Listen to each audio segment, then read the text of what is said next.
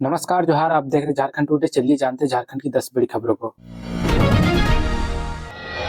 झारखंड में 3 जिलों को छोड़ सभी जिलों में बारिश के आसार। पश्चिमी विक्षोभ के चलते बदल रहा मौसम। रांची समेत झारखंड के 21 जिलों में बारिश का आसार है। सिर्फ कोल्हान प्रमंडल के 3 जिलों में बारिश नहीं होगी। वहीं 30 दिसंबर यानी सोमवार को रांची समेत राज्य के दक्षिणी जिलों में बारिश की संभावना है। मौसम वैज्ञानिक के अनुसार पश्चिमी विक्षोभ के कारण मौसम में बदलाव हो रहा है। हालांकि बारिश रुकने और बादल छटने के बाद हवा का रुख झारखंड की ओर होने से ठंड बढ़ेगी। इधर कई जिलों में रविवार को भी आसमान में बादल छाए रहे। जिलों का न्यूनतम तापमान 10 डिग्री से ऊपर रहा। रांची का न्यूनतम पारा 12.8 डिग्री रहा। वहीं बोकारो का न्यूनतम तापमान सबसे अधिक 15.7 डिग्री दर्ज किया गया। जबकि बादल छाए रहने से रांची समेत अधिकांश शहरों का अधिकतम तापमान सामान्य से 5 डिग्री ऊपर तक आ गया। मौसम वैज्ञानिक अभिषेक आनंद ने बताया कि झारखंड में सोमवार को घने बादल छाए रहेंगे। कोल्हान के तीनों जिलों को छोड़कर राज्य के अधिकांश जिलों में बारिश होने की संभावना है। अगले 2 दिनों के दौरान राज्य में पलामू और संथाल के जिलों के साथ उत्तर के कुछ जिलों में कुहासा छाने का अलर्ट जारी किया गया है।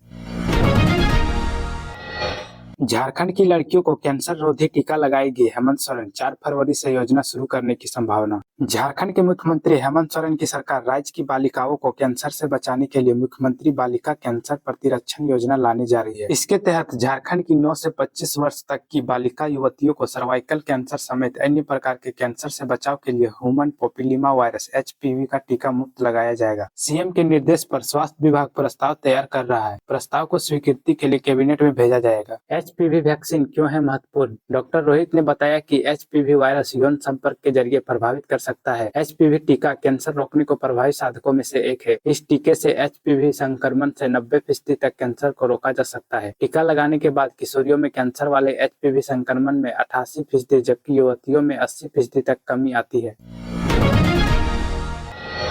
झारखंड में 3.4 करोड़ रुपए का नशे का सामान जब्त। नए साल की तैयारी के लिए होना था सप्लाई। झारखंड के हजारीबाग जिले में पुलिस ने 2 अलग-अलग घटनाओं में नशे के खिलाफ कार्रवाई करते हुए 3.4 करोड़ रुपए का पोस्ता और स्पिरिट जब्त किया, जिसे नए साल के पार्टियों में इस्तेमाल होने के लिए ले जाया जा रहा था।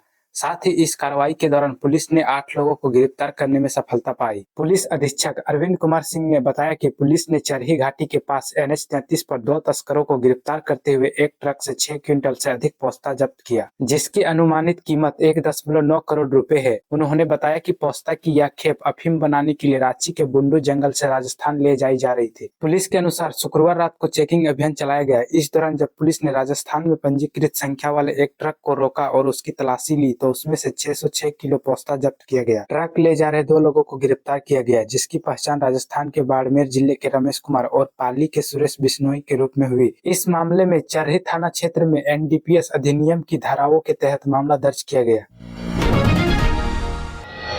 SDO की पत्नी की मौत के बाद रांची हजारीबाग में बवाल। सड़क पर उतरे लोग। हजारीबाग सदर के SDO अशोक कुमार की पत्नी 37 वर्षीय अनीता कुमारी की मौत शनिवार को भोर 3 बजे इलाज के क्रम में रांची के देवकमल अस्पताल में हो गई। वह 26 दिसंबर को हजारीबाग के सदर SDO के आवास में आग लगने से संदिग्ध परिस्थिति में जली थी। अस्पताल प्रबंधन द्वारा आग से झुलसी अनीता कुमारी की मृत्यु की जानकारी मिलते ही सुबह 8 बजे करीब 20 की संख्या में पहुंचे परिजनों ने अस्पताल में हंगामा शुरू कर दिया। सभी अनीता को जलाकर मार डालने का आरोप लगाते हुए SDO की गिरफ्तारी की मांग कर रहे थे। हल्ला हंगामा करने वालों में अनीता कुमारी के भाई, परिजन और रिश्तेदार शामिल थे। उधर हजारीबाग के लौ सिंगना थाने के समीप स्थानीय लोगों ने SDO की गिरफ्तारी की मांग करते हुए बवाल किया। हजारीबाग के अपर समाहर्ता संतोष सिंह ने बताया कि प्रशासन के आश्वासन के बाद अनीता के परिजन माने और रात 10:15 बजे शव को लेकर सिमरिया स्थित बेलगड़ा चले गए। इधर हजारीबाग SP अरविंद सिंह ने बताया कि मामले की जाँच को SI गठित की गई है।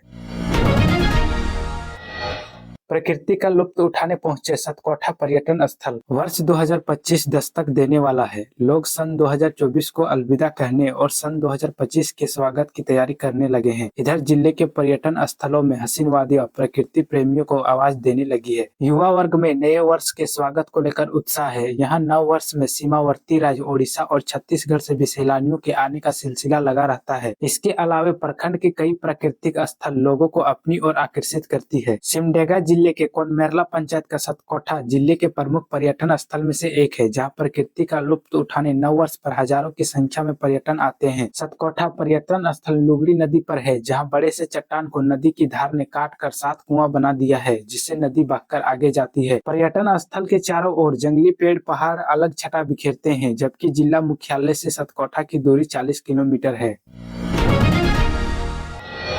ग्रामीणों को साइबर फ्रॉड से बचने के लिए तरीके बताए गए। लोहरदगा जिले के सुदूरवर्ती क्षेत्रों तक एयरटेल पेमेंट बैंक के अधिकारियों के द्वारा गांव-गांव में सेल्फी पॉइंट लगाकर एक्टिविटी करके लोगों को जागरूक किया गया। एयरटेल पेमेंट बैंक के zonal territory manager Ritesh Kumar ने बताया कि बैंक में पाए जाने वाले सभी लाभों के बारे में ग्रामीणों को अवगत कराया जा रहा है, जिससे ग्रामीण समर्थ बने। जिन भी लाभुक के पास बैंक में खाता नहीं है वह नजदीकी एयरटेल के स्टोर पर जाकर 5 मिनट में अपना खाता अपने आधार और पैन कार्ड के माध्यम से खुलवा सकते हैं। इसमें खाता रहने से मुफ्त 5 लाख तक का दुर्घटना बीमा भी फ्री में हो जाता है। हम लोग ग्रामीण तक यह सेवा पहुंचाने का कार्य कर रहे हैं, जिससे ग्रामीणों में जागरूकता आए, साइबर ठगी से ग्रामीण बच पाए। ग्रामीणों को साइबर फ्रॉड से बचने के तरीके भी बताए गए। साथ ही साथ अगर किसी प्रकार का साइबर फ्रॉड अगर होता है तो तुरंत साइबर हेल्पलाइन नंबर 1930 में संपर्क करके शिकायत दर्ज करें, जिससे साइबर फ्रॉड को रोका जा सके।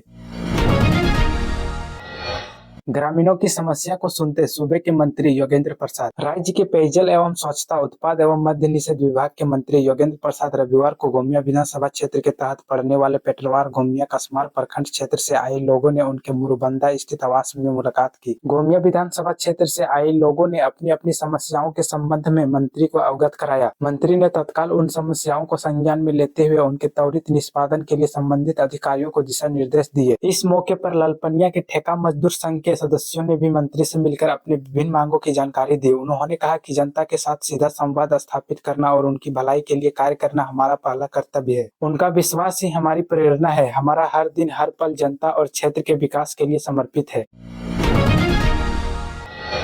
दुमका को रेल मंडल का दर्जा दिए जाने के संबंध में रेल मंत्री को लिखा पत्र। दुमका जिला परिषद के पूर्व सदस्य जयप्रकाश मंडल ने भारत सरकार के रेल मंत्री को झारखंड की उप राजधानी दुमका को रेल मंडल का दर्जा दिए जाने के संबंध में पत्र लिखा। पत्र के जरिए कहा गया कि सितंबर 1999 में दुमका की धरती में श्रद्धेय अटल बिहारी वाजपेयी ने यहाँ के लोगों को पिछड़ापन दूर करने के लिए वचन दिया था। प्रधानमंत्री बनने के बाद अटल बिहारी वाजपेयी ने एकीकृत बिहार के दक्षिणी हिस्से के 18 जिलों को मिलाकर नए राज्य झारखंड का गठन कराया था। उन्होंने नवगठित राज्य की उपराजधानी संथाल होल की धरती दुमका को बनाया। यही नहीं, दुमका को रेल नक्शे पर लाने का श्रेय श्री अटल सरकार को ही जाता है। उक्त तथ्यों पर भवदीय का ध्यान आकृष्ट करते हुए निवेदन है कि दुमका न सिर्फ प्रदेश की उपराजधानी है, अपितु यह विविध जनजाति समुदाय घटवाल, खेतोरी एवं बांग्ला भाषी समाज का एक गौरव भूमि भी है। उन्हें इस बात से अवगत कराया गया कि दुमका जिला क्रमशः 3 रेल मंडल मालदा, आसनसोल एवं हावड़ा रेल डिवीजन से विभाजित है। दुमका का रेल नेटवर्क सही आकलन के अभाव से समुचित विकास से अछूता रह जाता है। दुमका एक ऐतिहासिक जिला है। यहाँ के लोग गरीबी, बेरोजगारी, बीमारी एवं अशिक्षा के कारण लोग पलायन करने को विवश है।